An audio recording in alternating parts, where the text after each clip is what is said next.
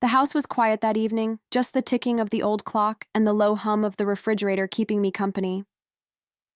I was folding the last of the laundry when Daniel's phone buzzed on the counter. At first, I thought nothing of it. Probably another late-night email from work, the kind that always seemed more important than dinner with me. But then it buzzed again, and again. I glanced over, and that's when I saw the name light up the screen. Sophie. My heart stuttered. I told myself not to look, that it wasn't my place, but my hand moved before my head could stop it. One swipe, one guilty glance, and suddenly the world I thought I knew cracked wide open. Message after message spilled across the screen, each one more intimate than the last. Promises that he'd leave soon. Confessions of love. Words that used to be whispered to me, now offered to someone else. It felt like a knife sliding under my ribs, sharp and merciless. For a second, I couldn't breathe. My hands trembled as though I'd been caught in the middle of a storm. But instead of breaking down, something inside me shifted. And then I remembered. The prenuptial agreement. That one small clause I'd insisted on. The one Daniel brushed off as unimportant. No infidelity. If he ever strayed, everything would be mine. In that moment, grief hardened into something far more dangerous. Determination. And that's when I began to see a new path forward, one he never saw coming. I sat there in the dim kitchen light, staring at the words as if they might rearrange themselves into something less cruel. The smell of fresh laundry still clung to my hands, but even that familiar comfort felt tainted. My ears buzzed louder than the phone, as though the betrayal itself had a sound. I pressed my palm flat against the cool countertop, grounding myself, refusing to let the shock swallow me whole.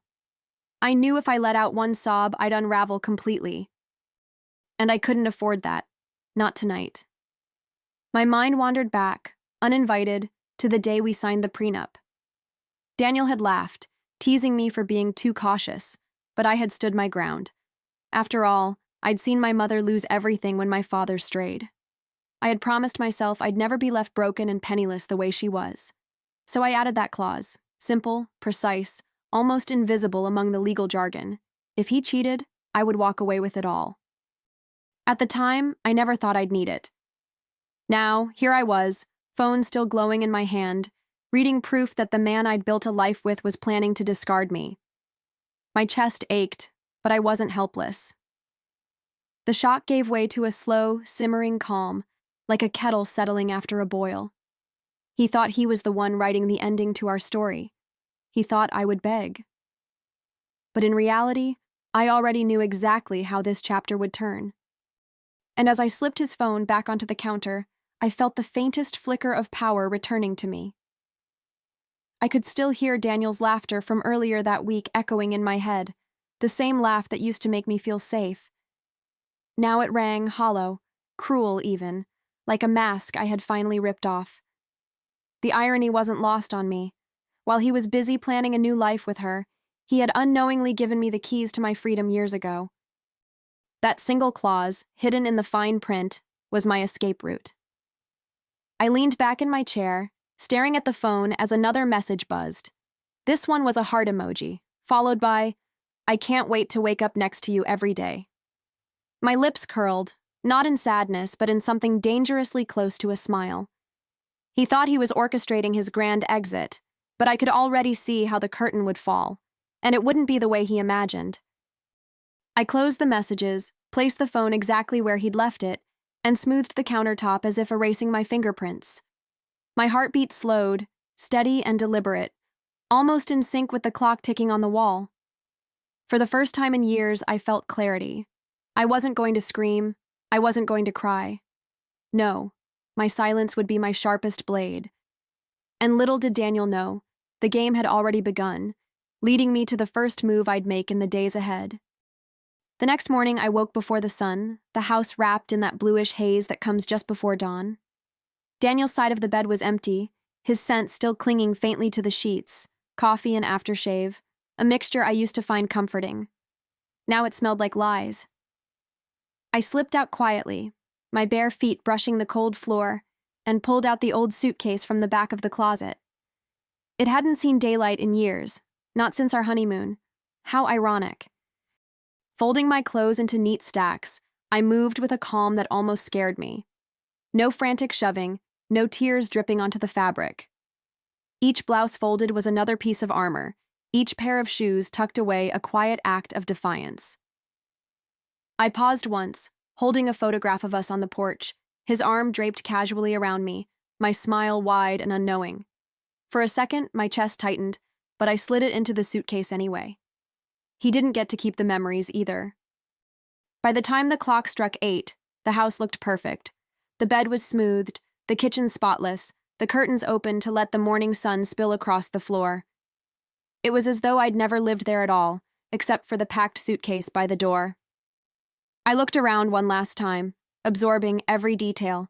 The gleam of the countertops, the faint scent of lemon cleaner, the silence that filled the rooms like an unspoken truth.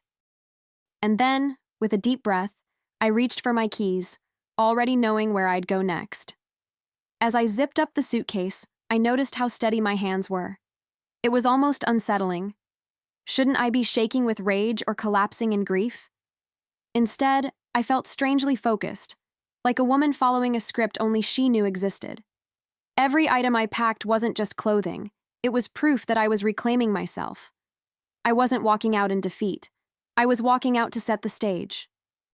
I slipped on my coat, the one Daniel had once mocked for being too old-fashioned. Funny, it suddenly felt like a shield. I grabbed my keys, then paused, scanning the room for anything I might regret leaving behind.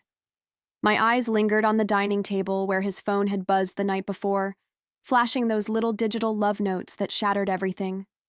My lips tightened into a thin line. Let him come home to silence, to questions with no answers. As I stepped out, the morning air hit my face, crisp, cool, almost cleansing.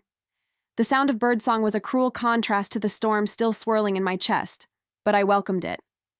I closed the door softly, leaving no trace of the war I was about to wage.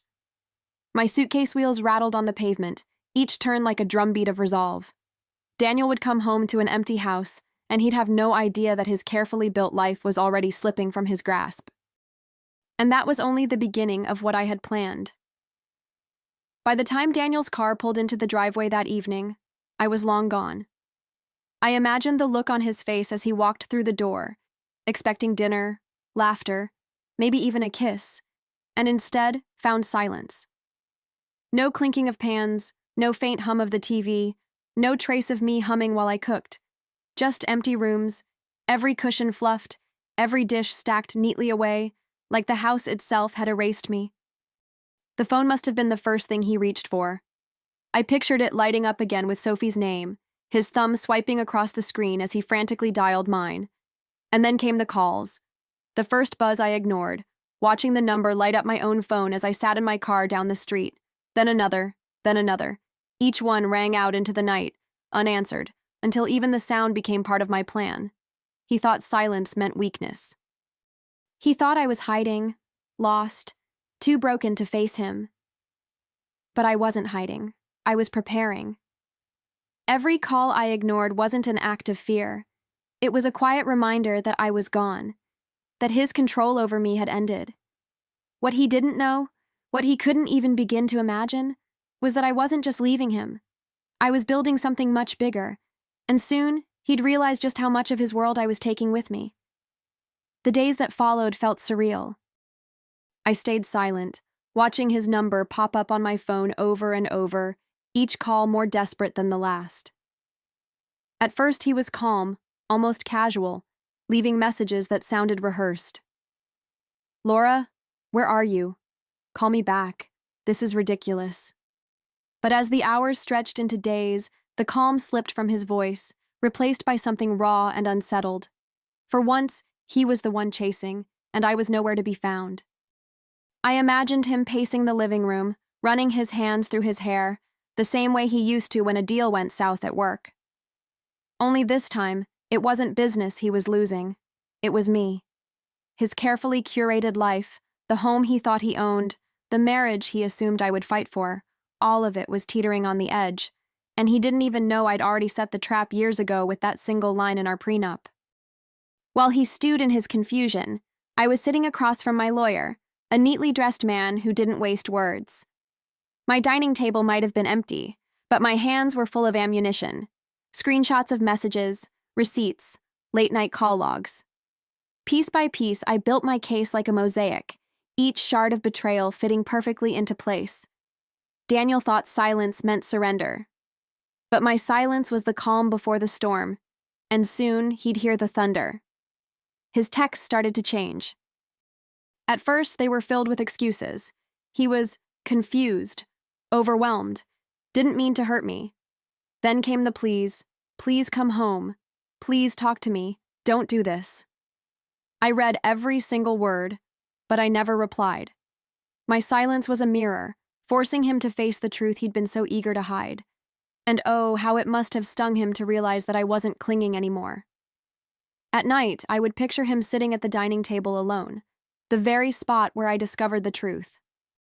I could almost see the panic building in his eyes as the hours ticked by with no response from me. The man who had always been so sure of himself was unraveling thread by thread. And strangely, instead of breaking me, that image stitched me back together.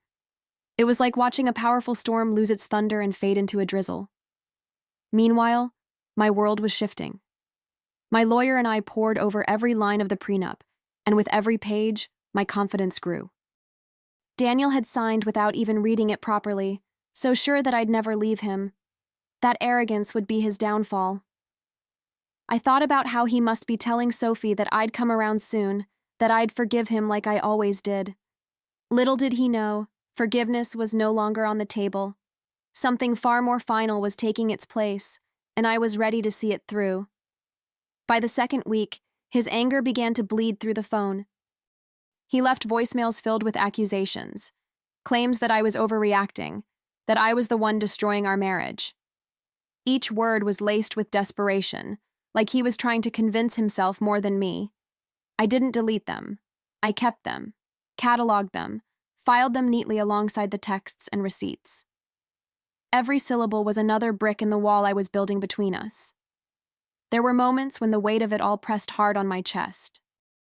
I'd catch myself remembering the man I thought I'd married, the promises he once whispered in the quiet of our home. But then I'd see Sophie's name flashing on his phone again, hear his voice pleading on my voicemail, and the pain turned to steel. He had already chosen who he wanted to be with. The only choice left was mine, and I'd already made it. Late one night, as I organized the last of the evidence into a tidy folder, I felt a strange calmness settle over me. The woman I used to be, the forgiving, quiet, overlooked wife, was gone. In her place stood someone new, someone who wasn't afraid to let silence do the talking. Soon, Daniel would get his answers. He would see me again. And when he did, he'd realize the true cost of betraying me was so much more than he ever expected. The day I chose to go back, the air felt different, thicker, like it knew what was coming. My heels clicked against the pavement as I walked up the driveway, suitcase rolling beside me. Daniel's car was in its usual spot, gleaming in the sun, as if nothing had changed. My hand tightened around the handle of my bag, and I could almost hear my mother's voice in the back of my head. "Don't ever let a man strip you of your dignity." I whispered back, "Don't worry, Mom. He won't." The key slid into the lock effortlessly, and the door opened with that same familiar creak. For a split second, I almost expected him to come rushing over, arms wide, like all the times I'd come home before. But this time, I wasn't walking in as his wife. I was walking in as the woman who had outplayed him at his own game. Behind me, my lawyer followed, his leather briefcase heavy with the proof of Daniel's betrayal. My pulse quickened, but my face stayed unreadable. "Laura?" Daniel's voice floated from the living room, relief spilling out of him as he rushed toward me. He looked disheveled, his shirt half tucked, eyes rimmed red from sleepless nights. For a moment, he almost looked human again, not the liar who had gutted me. He reached for me, but stopped mid-step when he noticed the man behind me. His smile faltered, his hand dropped, and I watched the first crack appear in his mask. And oh, how satisfying it was to see. I stepped inside, the suitcase wheels rattling across the hardwood, echoing through the quiet house. Daniel's eyes darted from me to the lawyer, confusion tightening his jaw. "Laura, What's going on? Who is this? His voice cracked and I could feel the panic bubbling just beneath his anger. I didn't answer. I simply set the suitcase against the wall, straightened my shoulders, and let my silence fill the space. The lawyer wasted no time. He placed the thick folder on the table, the same table where I'd first seen Sophie's name flash across the screen. He opened it, page after page sliding out like blades. "Mr. Harris," he said calmly, "your wife has evidence of your infidelity, and as you signed here," he tapped the page with his pen, "you forfeited your rights to the marital assets the moment you strayed." I watched Daniel's face pale, his mouth working, searching for words that refused to come. My heart didn't race anymore. Instead, it slowed, steady, deliberate, as if savoring every second of his unraveling. He shook his head, laughing nervously, muttering, "This is insane. You can't be serious." But I didn't have to say a word. The clause spoke louder than I ever could. For years, he believed I was blind. Tonight, he was learning I'd seen more than he ever imagined. And still, he hadn't realized just how far I was prepared to take this. He snatched the papers from the table, flipping through them as if the words might magically change if he read fast enough. His hands trembled, and I could see a bead of sweat slide down his temple. This can't be real," he whispered, his voice barely holding together. But I remembered the day he signed, his impatience to get it over with, his smug grin as if he were indulging me in some silly whim. He never even noticed the clause that now sealed his fate. I stood by the doorway, arms folded, watching him crumble. The silence between us grew heavier by the second, filling the room like smoke. He looked at me then, really looked, his eyes pleading for me to intervene, to explain, to save him from the consequences of his own choices. But I just tilted my head, calm and unyielding. Every lie he had ever told me played in the back of my mind, and with each one, my resolve sharpened. Finally, the lawyer cleared his throat and slid one last document toward him. "These are the papers, Daniel. You'll need to leave the house today." I could almost hear the crack of his pride as he staggered back. For years he had held the power, convinced I would always forgive. But now, with nothing left to say, I turned my gaze to the window.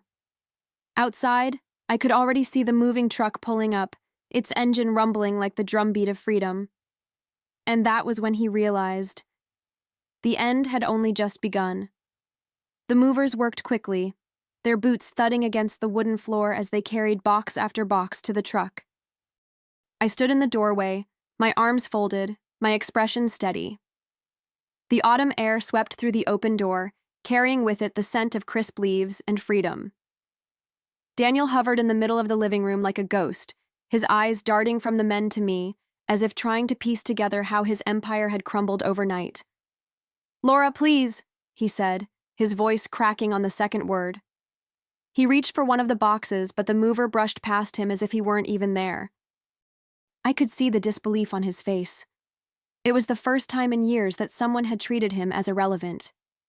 He opened his mouth to argue, but no sound came. The silence between us had grown so thick it felt like a wall, and I stood on the other side of it, untouchable. Inside, my heart wasn't racing anymore. It was steady, calm, almost serene. Every piece of furniture carried out the door was a reminder of the life I had preserved for myself, not for us. The bank accounts, the house, the future, every thread he thought was his alone was now mine. And while he pleaded and fumbled, I simply stood there, watching, waiting, because the final blow hadn't even landed yet. Daniel's voice grew louder, more frantic, as though raising the volume could somehow rewind time. "You can't do this to me, Laura. This is my house, my life." His hands shook as he waved the papers in the air, but the lawyer only raised an eyebrow, unmoved. I said nothing. I just met Daniel's rage with a calm stare, my silence cutting deeper than any word I could have spoken. He hated silence. It was the one thing he could never control. I watched him crumble in slow motion. His once perfect posture sagged, his confident stride faltered, and his face lost every ounce of color. The same man who strutted through corporate boardrooms, who always had the last word, now looked like a child who'd lost his favorite toy. He wanted a reaction from me. Tears, shouting, maybe even forgiveness. But I wouldn't give him that satisfaction. Not now, not ever again. Instead, I focused on the sound of the movers outside, the dull thump of boxes sliding into the truck, the clink of glass wrapped in paper. Each sound was a promise to myself, a reminder that I was taking back everything he once dangled like a leash. My fingers brushed over the cool wood of the doorframe, steady, certain. I didn't need to fight him. I didn't even need to speak, because in just a moment, the truth would echo louder than any plea he could muster. He dropped into the armchair, the same one where he used to sip his scotch after long nights at the office, nights I now knew weren't spent working at all. His face was buried in his hands, his voice muffled with desperation. "Please, Laura, we can fix this. We can start over." But his words sounded empty, hollow, like a salesman selling a product he didn't believe in anymore. I stood still, letting him drown in his own noise. When the last box left the house, the lawyer gave me a small nod. It was done. The keys were mine, the deed mine, the life mine. Daniel looked up, eyes wet and wild, searching for the woman who used to forgive, the one who used to patch up his lies with quiet hope. But she was gone. I'd buried her the moment I saw Sophie's name lighting up that phone screen. What stood in her place was a woman who finally knew her worth. I placed the final stroke of silence between us by simply walking him to the door. No speeches, no accusations, just the echo of his own footsteps as he crossed the threshold. Outside, the movers slammed the truck shut, and with it, they sealed his fate. He turned to speak, but I only met his eyes one last time before closing the door. That sound, the soft click of the lock sliding into place, was the only answer he would ever get from me.